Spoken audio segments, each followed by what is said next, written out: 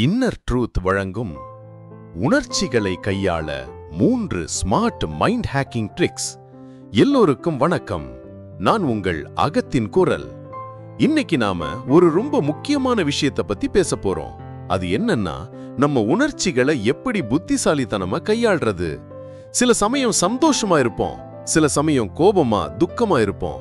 இந்த உணர்ச்சிகள் நம்மள ஆட்டி படைக்காம நாம அதை எப்படி கண்ட்ரோல் பண்றதுன்னு பார்க்கலாம். இதுக்கு சில சூப்பரான மைண்ட் ஹேக்கிங் ட்ரிக்ஸ் இருக்கு. 1. பெயரிடுங்கள். Name the emotion. இது ஒரு சிம்பிளான சக்தி வாய்ந்த ட்ரிக். உங்களுக்கு ஒரு உணர்ச்சி வரும்போது அதை உடனே பெயர் சொல்லி அழைக்க பழகுங்க. நான் இப்போ ரொம்ப கோபமா இருக்கேன், எனக்கு இப்போ ரொம்ப சோகமா இருக்கு, நான் இப்போ பதட்டமா உணர்றேன்னு மனசுக்குள்ளேயோ இல்ல சத்தமாவோ சொல்லுங்க. எப்படி உதவுது? ஒரு உணர்ச்சிக்கு நாம பெயர் வைக்கும்போது அது வெறும் உணர்வா இல்லாம ஒரு விஷயமா மாறுது. அப்போ நம்ம மூளை அதை ஆராய ஆரம்பிக்கும். உணர்ச்சி நம்மள ஆட்டி படைக்கிறத விட்டுட்டு நாம அதை தூரத்திலிருந்து பார்க்கிற மாதிரி ஒரு நிலை வரும். உதாரணத்துக்கு, உங்களுக்கு ஆபீஸ்ல திடீர்னு கோபம் வருதுன்னு வச்சுப்போம். உடனே ஓகே, இப்போ எனக்கு கோபம் வருதுன்னு மனசுல சொல்லுங்க. இத சொல்றப்போ உங்க கோபம் ஒரு படி இறங்கும். அதை நீங்க கொஞ்சம் தூரத்திலிருந்து கவனிக்க ஆரம்பிப்பீங்க. 2. உடல் மொழியை மாற்றுங்கள். Change your body language. நம்ம உணர்ச்சிகளுக்கும் நம்ம உடல் அசைவுகளுக்கும் ரொம்ப நெருங்கிய தொடர்பு இருக்கு. நம்ம உடலை மாத்தும் போது நம்ம மனநிலையும் மாறும். எப்படி உதவுது? நீங்க சோகமா இருக்கும்போது குனிஞ்சு தோள்கள் தொங்கி இருக்கும்.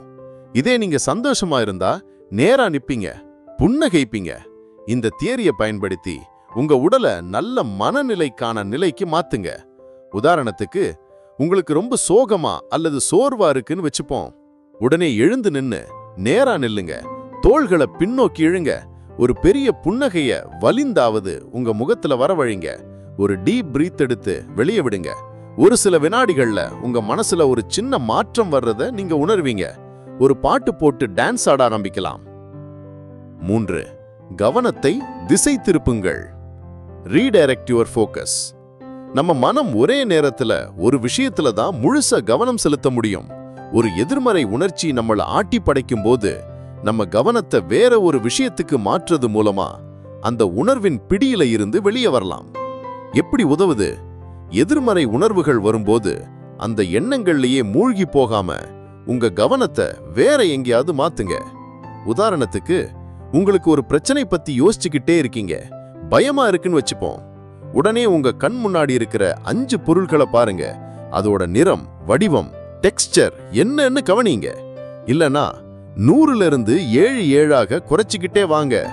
அதாவது 100, 93, 86, 79, 72, 65 இப்படி ஒரு கணக்கு போட ஆரம்பிக்கும் போது உங்க மூளைக்கு ஒரு புது சவாலான வேலை கிடைக்குது.